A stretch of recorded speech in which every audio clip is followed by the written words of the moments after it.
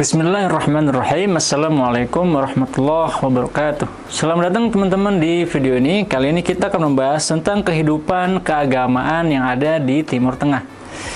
Ada beberapa hal yang akan kita bahas. Yang pertama, pendahuluan tentang kehidupan keagamaan di Timur Tengah. Kemudian kita akan membahas juga tentang sejarah keagamaan di Timur Tengah, terutama agama Islam. Selanjutnya kita akan membahas tentang kehidupan keagamaan dalam keseharian masyarakat di Timur Tengah. Selanjutnya kita akan membahas tentang peran masjid yang sangat penting di Timur Tengah. Selanjutnya kita akan membahas juga tentang budaya dan tradisi keagamaan yang ada di Timur Tengah. Selanjutnya kita akan membahas juga tentang tantangan-tantangan dan juga kesempatan yang ada di Timur Tengah, dan kita tutup dengan simpulan.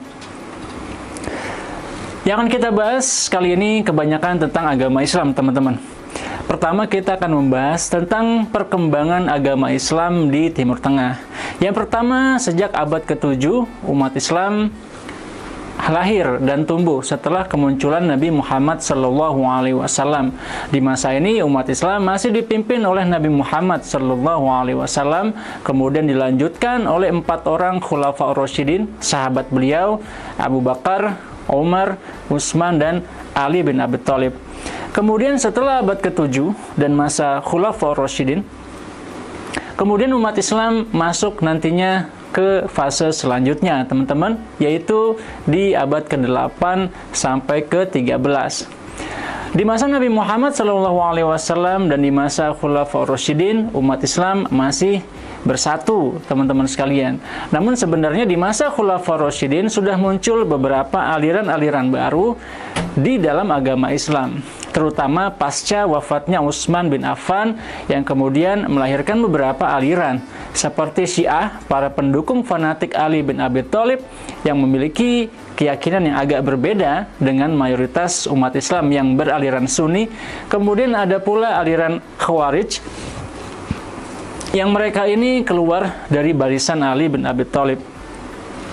Dan selanjutnya di masa Khilafah Umayyah dan Khilafah Abbasiyah muncul lagi berbagai aliran-aliran baru, dan yang paling penting adalah munculnya mazhab-mazhab fikih yang ini muncul di masa Daulah Abbasiyah, berkembang antara abad ke-8 sampai abad ke-13 Masehi.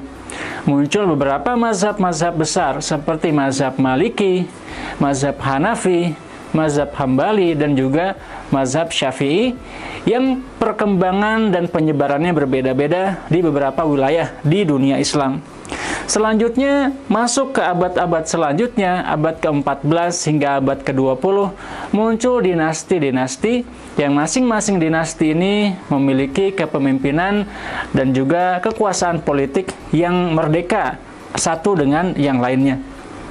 Selanjutnya, setelah abad ke-20 bersamaan dengan runtuhnya Khilafah Utsmaniyah, negara-negara kemudian terpisah dari Daulah Utsmaniyah dan berdirilah setelah itu negara-negara modern yang masing-masing memiliki kedaulatan sendiri-sendiri, dan ternyata aliran-aliran agama, aliran-aliran fikih di masa lalu masih tersimpan di dalam masyarakat-masyarakat tersebut, dan sebagian konflik yang pernah terjadi di masa lalu juga menjadi akar permasalahan bagi konflik di masa-masa selanjutnya di masa modern.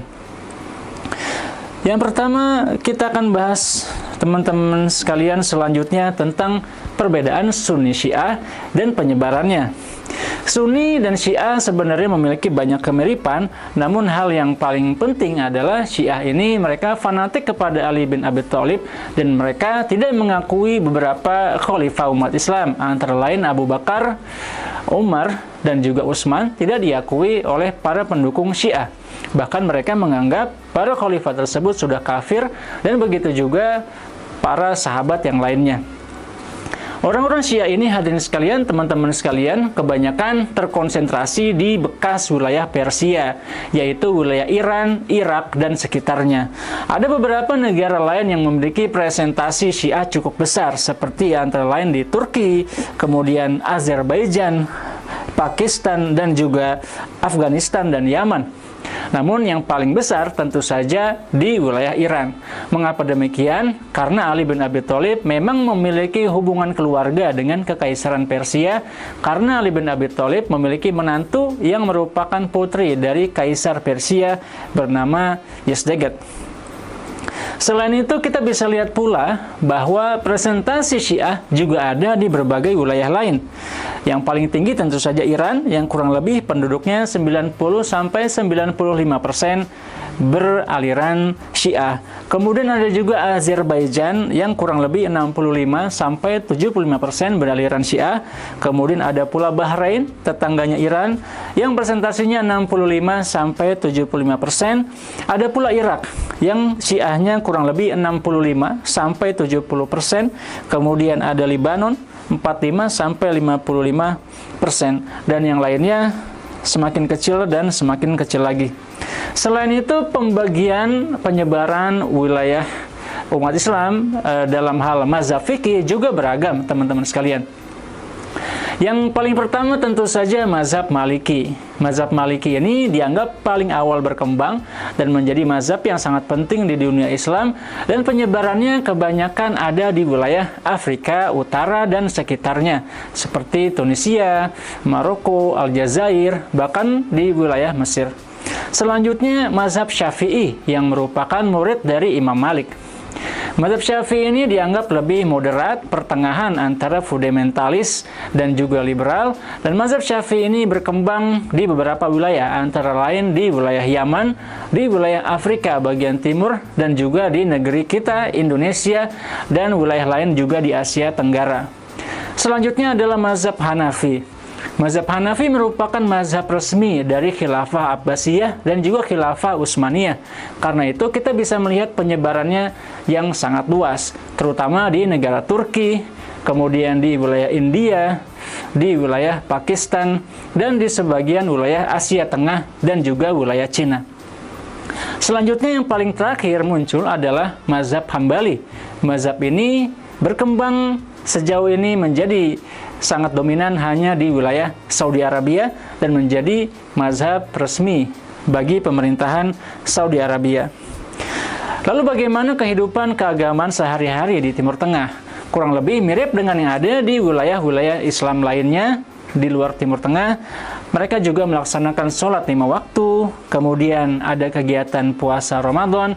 Selain itu mereka juga menggunakan pakaian-pakaian yang Islami, seperti perempuan menggunakan hijab, dan laki-laki saat sholat mereka menggunakan komis atau yang biasa kita sebut dengan gamis. Selain itu, keluarga menjadi unsur yang sangat penting di dalam masyarakat di Timur Tengah. Bapak memiliki peran penting mencari nafkah dan juga mengajarkan agama kepada anggota keluarga lainnya. Kemudian ada juga kuliner halal.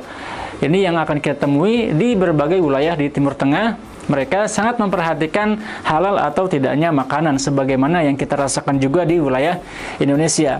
Selain itu, festival-festival keagamaan yang paling penting juga sama kurang lebih dengan yang kita temui di wilayah kita. Ada Idul Fitri, yang di sana mereka merayakan kemenangan ya, hari raya pasca Ramadan, dan juga ada kegiatan Idul Adha, yang di sana mereka melakukan penyembelihan hewan-hewan kurban. Selain itu, pendidikan agama juga menjadi aspek yang sangat penting. Muncul di sana markas-markas penghafalan Al-Quran, ada juga madrasah-madrasah yang di sana mengajarkan ilmu-ilmu agama. Selain itu, di masjid juga ada pula kegiatan-kegiatan keagamaan. Peran masjid menjadi hal yang sangat penting karena di situ pula berbagai kegiatan keagamaan dilaksanakan, termasuk juga kegiatan pengajaran dan pendidikan. Namun bersamaan dengan adanya modernisasi, berbagai pengaruh-pengaruh dari luar pun mulai masuk, yang kemudian merubah gaya hidup sebagian masyarakat di Timur Tengah, yang tadinya lebih disiplin dalam beragama, sedikit demi sedikit sebagian mulai kurang berdisiplin. Lalu bagaimana peran masjid di dalam masyarakat Timur Tengah? Yang pertama tentu saja sebagai tempat mereka beribadah. Yang kedua, masjid merupakan tempat mereka berkumpul di setiap hari Jumat untuk mendengarkan khutbah Jumat. Selain itu, masjid juga menjadi salah satu pusat pendidikan. Ilmu-ilmu keagamaan diajarkan di masjid dari generasi ke generasi, dari para masyayikh kepada murid-murid mereka. Selain itu, aktivitas sosial juga dilaksanakan di masjid. Pembagian bantuan, pembagian makanan juga sering dilakukan masyarakat muslim di wilayah Timur Tengah. Selain itu, masjid juga menjadi tempat refleksi diri, tempat merenung, dan lain sebagainya. Selain itu, terjadi pula interaksi sosial antara masyarakat di Timur Tengah satu dengan yang lainnya juga terjadi di masjid. Selain itu, dari segi budaya dan tradisi keagamaan, ada pula pernikahan, ijab kabul, sebagaimana kita temukan juga di wilayah lain di dunia Islam. Ada juga seni dan musik. Ada musik kawali dari segi yang biasa digunakan oleh masyarakat Sufi. Ada pula tarian-tarian Sufi yang juga banyak berkembang di wilayah Mesir, Turki, dan wilayah-wilayah lainnya. Selain itu, pasar tradisional juga memiliki peran yang sangat penting bagi masyarakat di Timur Tengah sebagai salah satu aktivitas ekonomi mereka. Maka di beberapa masjid kita temukan di sebelah mereka juga ada pasar, seperti di Masjid Hussein di Al-Azhar di Kairo yang bersebelahan dengan pasar Khan Khalili. Ada beberapa tantangan besar bagi kehidupan keagamaan di Timur Tengah, antara lain seperti pengaruh globalisasi yang mereka mulai terpengaruh oleh budaya-budaya dari luar mereka seperti budaya Barat. Kemudian konflik politik yang masih berlangsung di Timur Tengah juga tentu saja membuat mereka cukup kesulitan dalam beraktivitas, seperti yang masih terjadi di wilayah Irak, Yaman, sebagian wilayah Libya, Syria, dan lain sebagainya. Selain itu, wanita juga menjadi isu yang sangat penting, teman-teman sekalian. Di beberapa wilayah memang terjadi budaya patriarki yang sangat kuat, seperti di Saudi Arabia, di mana perempuan mendapatkan upah yang lebih sedikit, perempuan lebih banyak di rumah, dan lain sebagainya.